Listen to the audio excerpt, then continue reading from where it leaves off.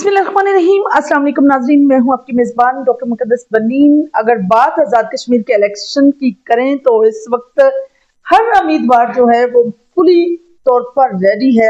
हर उम्मीदवार का इरादा ये है, भले वो किसी भी पार्टी से है, अगर किसी भी हल्के का मैं अगर देख लूँ, एक जायचा निकाल लूँ, तो हर उम्मीदवार ये चाहता है कि उसे इस वक्त मुस्लिम लीग नून की टिकट दी जाए। भले वो किसी पार्टी से भी हैं, वो होल हार्टेडली अटेंटिव होकर खुश दिली के साथ जो है वो मुस्लिम लीग नून का हिस्सा बनना चाहते हैं। और इसी तरह से ये जो गेम है, ये जो सियासत का ताना बाना है, इसको कैरी ऑन करना चाहते हैं। आज हम मौजूद हैं आजाद कश्मीर के सबसे बड़े डिस्ट्रिक्ट कोटली। और कोटली जिस तरह से मदीनातुल मसाजिद कहा जाता है, उसकी खूबसूरत सी जो तहसील है खुईरटा के अंदर इस वक्त हम मौजूद हैं। खुईरटा की सियासत की अगर बात करें तो एक बड़ा खूबसूरत नाम जो हमारे सियासी सिस्टम के गिर्द घूमता है और सियासत को बड़े खूबसूरती से खिदमत की सियासत को जो दिखाता है, और वो नाम है जी राजा इकबाल सिकंदर मरहूम का, जो मेंबर जिला कौंसल भी रहे, चेयरमैन भी रहे और डिस्ट्रिक्ट कोटली के भी चेयरमैन बनकर आपने अपनी खिदमत पेश की। उनके चश्मो चिराग, उन्हीं के सपूत, खुईरटा के सपूत इस वक्त हमारे साथ मौजूद हैं, जो मुमताज कानूनदान भी हैं। कानून के साथ साथ वो समाजी खिदमत पे बड़ा यकीन रखते हैं। राजा शादाब सिकंदर साहब इस वक्त हमारे साथ मौजूद हैं। अगर मैं उनकी एफिलिएशन की बात करूं तो एफिलिएशन काफी सालों से जो है वो राजा नसार अहमद खान साहब के साथ थी। राजा नसार अहमद खान के जो बेटे हैं राजा अयाज अहमद खान, वो भी उम्मीदवार हैं। मुस्लिम लीग नून ने लास्ट टाइम भी उनको टिकट दिया। ये इस पर बात करने के लिए हमारे साथ मौजूद हैं राजा शादाब सिकंदर साहब। अस्सलाम वालेकुम जी, क्या हाल है? वालेकुम सलाम मैडम, क्या हाल है? अल्हम्दुलिल्लाह सर, बिल्कुल ठीक ठाक, खैरियत। सबसे पहले सर मुझे ये बताइए कि आपने इतनी खिदमत जो है वो पेश की, मुस्लिम लीग नून के साथ आपकी एफिलिएशन रही, सियासी बसीरत आपकी बड़ी पॉजिटिव रही, खिदमत की सियासत में आपका खानदान जो है एक्सपर्ट है, जैसे राजा कैसर साहब जो है वो टाउन कमेटी के चेयरमैन हैं। तो क्या वजह बनी लास्ट टाइम भी आपको टिकट ना दिया गया? जी मैडम, जैसे आपकी रिसर्च भी काफ़ी है। हम 85 से लेके जब से ये जी इंतखाबी सियासत शुरू हुई है जी जी अभी 2021 तक, अमलन हम पहले मुस्लिम कॉन्फ्रेंस में और जब यहाँ पे नून लीग 2011 में वजूद में आई, तब से मुस्लिम लीग नून का हिस्सा है। जी जी लास्ट टाइम जैसे आपको मालूम है, जनरल इलेक्शन 2021 में हमारे जो मिनिस्टर थे पाकिस्तान मुस्लिम लीग नून के, राजा नसार अहमद खान साहब, जी जी उनने इंतखाबी सियासत से रिटायरमेंट का ऐलान किया। और जब वो रिटायर हुए तो उनने होना तो ये चाहिए था कि बाज़ाब्ता तौर पे हल्के में तशरीफ लाते, यहाँ पे जो उनके साथ 35 साल चलने वाले लोग थे उनका शुक्रिया अदा करते, फिर उनकी मुशावरत से आगे टिकट का अनाउंसमेंट भी होती, नया कैंडिडेट भी सेलेक्ट होता। लेकिन उन्होंने ये बेहतर समझा कि मैं मुजफ्फरनगर में बैठ के, उनने वहां से अनाउंस कर दिया कि आज मैं रिटायर हो रहा हूँ और आज के बाद मेरा बेटा इंतखाबी सियासत करेगा। तो उसमें पीछे इलेक्शन में मेरे साथ जो हमारे साथ चलने वाले लोग थे उनने एतराज भी किया। उन्होंने बेहतर समझा कि ये जो मरूसी सियासत है, इसकी जगह हम अपने उम्मीदवार को आगे लाएंगे। और इस बेस पे मैंने पिछला इलेक्शन इंडिपेंडेंटली कंटेस्ट किया और बिल्कुल। अल्हम्दुलिल्लाह 2 माह की टोटल मेरी इलेक्शन कैंपेन थी लास्ट टाइम, और 6000 से ऊपर मैंने वोट हासिल किया इस हल्के में, जहाँ पे कभी भी किसी आजाद उम्मीदवार ने 1200 से ऊपर वोट नहीं ले सके। नहीं ले सके, तो बिल्कुल यही बेस थी कि किसी के साथ ना तो मुशावरत की गई, ना किसी की राय ले गई, ना जो हमारे चीता चीता सियासी लोग थे नून लीग के अंदर उनकी राय से ये फैसला किया गया, बल्कि खुद ही वो एक फैसला नाफज कर दिया गया कि मैं हूँ, मेरे बाद मेरा बेटा है, फिर उसके बाद उसका बेटा है। हाँ, मतलब वो मरूसी सियासत का आगाज उन्होंने बता दिया इस तरह से। अच्छा सर, आपके खानदान का शुमार जो है वो मुस्लिम लीग नून के बानियों में होता है। पार्टी की इफिलिएशन की बात करें, पार्टी की लॉयल्टी की बात करें, तो क्या पार्टी को नहीं पता चलता कि आप इतना वर्क करते रहे हैं? आपके वालिद ग्रामी का एक नाम रहा है, उन्होंने बानियों में एक अजीम किरदार निभाया है, क्यों स्किप किया जाता है कि, और इस दफा क्या उम्मीद है आपको? देखें, फिर जब 2021 का इलेक्शन मैंने कंटेस्ट किया तो फौरन बाद में वापस बाज़ाब्ता तौर पे यहाँ पे मैंने शायद जब शाह गुलाम कादर साहब सदर जमात बने, उसके बाद यहाँ पे क्वेटा के अंदर एक तारीखी हमने प्रोग्राम करा के वापस जमात को ज्वाइन किया और जमात की एक्टिविटीज जारी की। और आपके देखने वाले भी जानते हैं और हल्के की अवाम भी आपको बताएगी कि इन 5 सालों में हमने एक एक कोना, एक एक वार्ड, एक एक यूनियन काउंसिल में काम किया। और आज अल्हम्दुलिल्लाह पीछे तो 2 माह की कैंपेन थी, अब 5 साल हमने कोई एक दिन भी ऑफ नहीं किया सियासत से। तो अब जो हमारी क़यादत है नून लीग के अंदर, उनने हमारे साथ यही कमिटमेंट की है कि वो ग्राउंड वर्क देखकर वो टिकट भी जारी करेंगे। और चूंकि ये जैसे आपने अपने इंट्रो में भी बताया कि ये इलेक्शन नून लीग के, हर किसी की ख्वाहिश है नून लीग के जी जी बिल्कुल। तो नून लीग उन्हीं कैंडिडेट्स को टिकट जारी करेगी जो सीट निकाल सकते हैं। और इस लिहाज से एक तो हमें फायदा है कि हमारे पास वफाकी गवर्नमेंट भी है, उनके अंदर एजेंसीज हैं जो उनको रिपोर्ट करती हैं बिल्कुल। पोजीशन क्या है। उसके अलावा इंटरनल हमारी जमात का एक प्रोसेस है, सर्वेज है, वो सर्वे की रिपोर्ट उनके पास जाती है और वो ग्राउंड की सारी जो रियलिटी है वो उन तक पहुंची हुई है। और इस दफा मुझे उम्मीद है, कामल यकीन भी है, जो हमारा वर्क है, जो हमारे साथ लोग है, जो स्ट्रेंथ है और जो एक मेरिट है सियासी जमातों के अंदर कि जी, लोग जी। किसके साथ हैं, कौन सीट निकाल सकते हैं, उस क्राइटेरिया पे हम पूरा उतरते हैं तो इंशाल्लाह इस दफा हमें टिकट भी मिलेगा। और ना सिर्फ टिकट मिलेगा बल्कि इंशाल्लाह ये सीट जीत के पाकिस्तान मुस्लिम लीग नून को हम तोहफे में देंगे। जबरदस्त हो गया। अच्छा, जिस तरह से आजाद कश्मीर की क्यादत है, शाह गुलाम कादर साहब है प्रेसिडेंट हैं, तारिक फरूक साहब है जनरल सेक्रेटरी हैं, अमीर मकाम साहब हैं जो आजाद कश्मीर के तमाम मामला को देख रहे हैं। क्या लगता है आपको, क्या क्यादत आप पर कितनी हद तक मुतमिन है? क्योंकि ऑब्वियसली राजा याज अहमद खान भी बिल्कुल एड़ी चोटी का जोर लगा रहे हैं कि वो उनकी मरूसी सियासत को जिंदा रखा जाए, ये लेकिन यहाँ अभी डेमोक्रेटिक पार्ट की बात हो रही है, देखते हैं जीत किसकी होती है। देखें, सियासी जमातों के अंदर भी ओवरऑल आप हर जमात के अंदर एक लॉबिंग होती है। जी जी, बिल्कुल। कैंडिडेट्स अपनी टिकट के लिए लॉबिंग करते हैं, वो भी अपना काम कर रहे हैं, उनके भी अपने तलकात हैं। राजन साहब सीनियर पार्लियामेंटेरियन है, पुराने सियासतदान हैं, अयाज साहब भी कोशिश कर रहे हैं, मैं भी अपनी कोशिश कर रहा हूँ। लेकिन जैसे मैंने आपसे पहले अर्ज किया कि ये इलेक्शन हमने हारने के लिए नहीं लड़ना, ये मुस्लिम लीग नून हुकूमत बनाने के लिए लड़ रही है और मुस्लिम लीग नून को वही कैंडिडेट चाहिए जो सीट निकाल सकते हैं। बिल्कुल सही। सिर्फ अपने तलकात पे अगर वो टिकट जारी करेंगे तो सीट नहीं आएगी तो वो हुकूमत नहीं बन सकेगी। बिल्कुल सही। तो जो ग्राउंड रियलिटी है वो उनको तक पहुंच चुकी है और उस लिहाज से टिकट भी जारी होगा। तो इंशाल्लाह। मैं पूरी उम्मीद हूँ जो हमारा ग्राउंड वर्क है सारों के सामने और जो लोग हमारे साथ चल रहे हैं पहले दिन से और आज दिन तक, जो हमारी उसमें ग्राफ में जो ऊंचा जा रहा है, जी तो जी, उस पे क्यादत देख कर फैसला करेगी। और मुझे तो पूरा 100% यकीन है बेशक। इंशाल्लाह टिकट भी मिलेगा। जबरदस्त हो गया।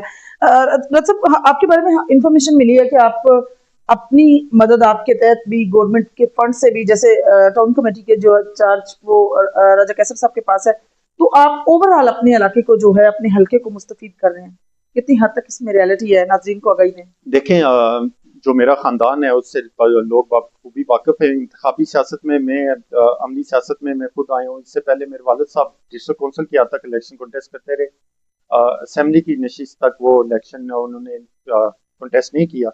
लेकिन इंतखाबी सियासत हमारा तो मकसद नहीं है। हमारा मकसद है अपने लोगों की, आवाम की खिदमत करना और वो किसी भी पोजीशन में हम हों तो वो करते रहते हैं। जबरदस्त जबरदस्त। अल्हम्दुलिल्लाह अल्लाह ताला ने हमारे खानदान को बहुत नवाजा है और अब मेरा अमली सियासत में आने का मकसद भी ये है कि अल्लाह पाक ने जितना नवाजा है उतना हम कोशिश करके लोगों को रिटर्न भी करें कि अल्लाह कल हिसाब भी लेगा कि मैंने आपको इतना दिया था, आपने लोगों के लिए क्या किया। जबरदस्त जबरदस्त। और उस लिहाज से अल्हम्दुलिल्लाह गिनाने की बात नहीं है। इधर आप सिटी के अंदर जितनी बड़ी बिल्डिंग्स होंगी, जितनी सरकारी इमारत होंगी, रोड्स के लिए होंगी, हमें जगह अल्लाह ताला ने बहुत दी हैं, उन जगहों को हमने लोगों के लिए वक्त किया हुआ है। माशाल्लाह। इस तरह कई लोग हमारी जगहों पे आबाद भी हैं, बाहर से महाजर भी आके आबाद होते हैं, उनको भी हमने फ्री ऑफ कास्ट दी है।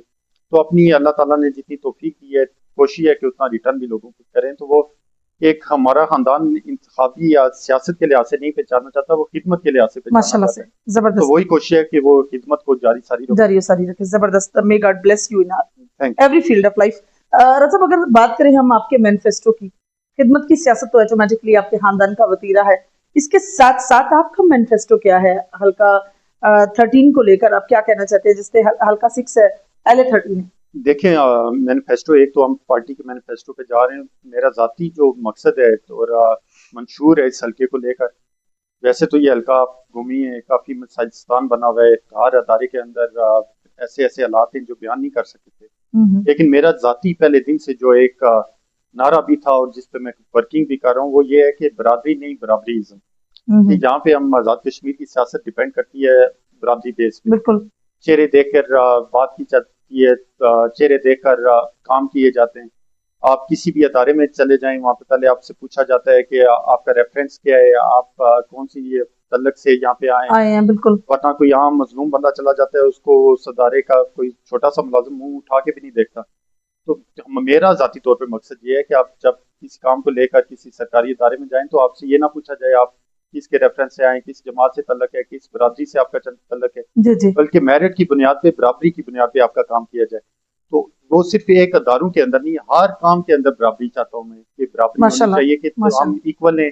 ये बरादरी बेस से निकल कर बाकी तलकात की बेस से निकल कर, जमाती बेस से निकल कर हर बंदे को इक्वल ट्रीट किया जाए। तो यही मंशूर है कि जब अल्लाह ताला मुझे मौका दे तो यहाँ के अंदर कम से कम क्वेटा के जो अदारे हों वो इतने मजबूत गैर जानदार हों कि जो भी बिल्कुल बंदा वहाँ पे जाए वो उसका मेरिट की बेस पे काम करे। जबरदस्त और जबरदस्त उसी बेस पे अगर वो काम ना करें तो उनका हिसाब भी हो। तो सबसे बड़ा जो मेरा मैनिफेस्टो का पॉइंट नंबर 1 है बराबरीज़म। हर जबरदस्त बंदा बराबर है, चाहे वो किसी भी सियासी जमात से तल्लक है, किसी भी खानदान से तल्लक है, किसी भी कबीले से, किसी भी इलाके से तल्लक है, उसका काम मेरिट की बुनियाद पे होना चाहिए। अच्छा मोस्टली अगर हमने देखा तो हर हर इलाके में इवन के पूरे पाकिस्तान में आजाद कश्मीर के अंदर बरादरीज़म को बड़ा फोकस किया जाता है। आपको क्या लगता है कि आपके हल्का में जाट बरादरी भी है, गुज्जर भी हैं और राजा फैमिली भी है, बाकी भी अकलीती बरादरी भी है, तो सबसे ज्यादा आपको सपोर्ट क्या बरादरियों से है देख या पूरा गुलदस्ता है माशाल्लाह से? नहीं, अल्हम्दुलिल्लाह मैंने जैसे पहले बात की, जब मैं पिछला इलेक्शन भी कंटेस्ट करने आया तो मेरा नारा यही था, बरादरी नहीं बराबरीज़म। जबरदस्त और जैसे आपने बात की, ये एक तल्ख हकीकत है कि यहाँ पे इलेक्शन बरादरियों की बेस पे लड़े जाते हैं और उन्हीं की सपोर्ट होती है और ज़रूरी भी है। लेकिन बदकिस्मती से जो हमारे पुराने सियासतदान हैं और काफ़ी हद तक जो सियासतदान हैं वो बरादरियों के इंजेक्शन उनने सिर्फ रखे होते हैं इंजेक्शन जब इलेक्शन करीब आ जाते हैं। अब इलेक्शन आ गए हैं, हर बरादरी जाट बरादरी का अपना उम्मीदवार आ जाएगा इंजेक्शन लेके, वो बरादरी का गुजर बरादरी का अपना आ जी जाएगा, जी राजपूत जी जी बरादरी का अपना आ जी जाएगा। जी फिर इलेक्शन जब हो जाते हैं तो मकसद पूरा हो जाता है तो 4-5 साल वो भूल जाते हैं बरादरियों को कोई बरादरी भी है। यही तो फर्क है जो हमें ग्राउंड में भी नजर आ रहा है, ऊपर भी नजर आ रहा है, जिसकी बेस पे हम एक दूसरे के पास बैठना पसंद नहीं करते, एक दूसरे के साथ तल्लक रखना पसंद नहीं करते। हमें सियासी जमातों सियासतदानों ने इतना तकसीम किया हुआ है आपस में बरादरी बेस पे कि हम एक दूसरे से बात करना पसंद नहीं करते। तो मेरी अगर आपने बात की है तो मैं हर जगह कहता हूँ कि मेरी कोई बरादरी नहीं है। मेरी बरादरी वही मजलूम तबका है, वही गरीब लोग हैं जो इस हल्के के वासी हैं, जिनको उनको इंसाफ नहीं मिल रहा, जिनको हक नहीं मिल रहा, जिनकी नुमाइंदगी करने के लिए मैं आया हूँ और जो मेरे साथ चल रहे हैं वो मेरे लिए इक्वल हैं। तो वो सबको मैं अपने साथ मिला रहा हूँ। और आप अगर मेरी रिसर्च की होगी देखेंगे तो मेरे साथ अल्हम्दुलिल्लाह हर बरादरी के लोग शामिल हो रहे हैं, शाना शाना मेरे खड़े हैं। मेरे साथ जो मेरे दस्ते बाजू हैं वो किसी एक बरादरी के नहीं हैं, बल्कि यहाँ की इस हल्के के अंदर जाट, गुजर, राजपूत, मलक, भट्टी, मुगल, काफी कबाइलें और हर कबीले के लोग बड़ी तादाद में मेरे साथ मेरे काफिले में पाकिस्तान मुस्लिम लीग नून के अंदर शामिल हुए। तो वही मेरी बरादरी है जो मेरे साथ शामिल है, मेरी जमात मेरी बरादरी है। तो वही मेरी कोशिश है कि उन सबको साथ लेकर चला जाए और इलेक्शन अगर अल्लाह ताला मुझे मौका देता है, मैं जीत जाता हूँ तो उसके बाद भी वो बराबरी की सतह कायम दायम रहे। जबरदस्त हो गया। मतलब अगर हम आपके इलाके की मिसाइल की बात करें, आपके हल्का की मिसाइल की बात करें, तो कोई सीधा सीधा मसाइल जो आपके सामने आए हों, आपके जेर नजर हों और आप चाहते हो कि आप इक़्तिदार में आकर उनका फौरी से हल करें? देखें, मिसाइलिस्तान की मैंने बात की, ये हल्के के अंदर बहुत से ऐसे काम हैं जो उन्हें बहुत जरूरी हैं। बदकिस्मती से जो हमारा हल्का है लिटरेसी के लिहाज से भी बहुत आगे है। अल्लाह ताला ने यहाँ पे खूबसूरती भी बहुत दी है, टैलेंट भी बहुत दिया हुआ है।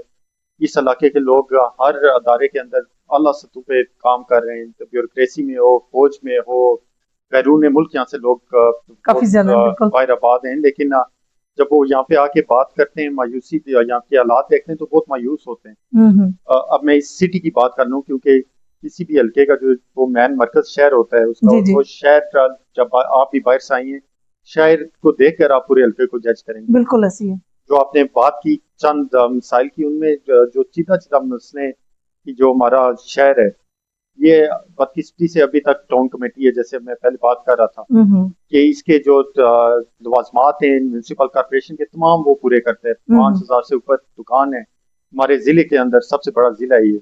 जिले के अंदर कोटली के बाद सबसे बड़ी आबादी क्रेटा की है, सबसे बड़ा तजारती मरकज क्रेटा है। उससे बड़ा मसला यहाँ पे है कि जिस लिहाज से यहाँ पे आबादी बढ़ रही है उस लिहाज से मसाइल भी बढ़ रहे हैं, लेकिन उस पर किसने तवज्जो नहीं दी। बदकिस्मती ये है कि शहर के हमारे जो जिला कोटली है उसके बाकी तमाम तहसीलों में ग्रेटर वाटर सप्लाई आ चुकी है।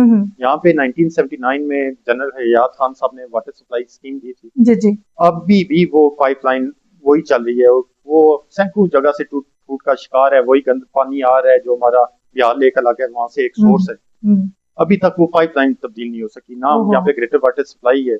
उससे बड़ा मसला हमारा सीवरेज का है कि जैसे मैंने बात की, आबादी जिस लिहाज से बढ़ रही है उस लिहाज से कचरा भी बढ़ रहा है।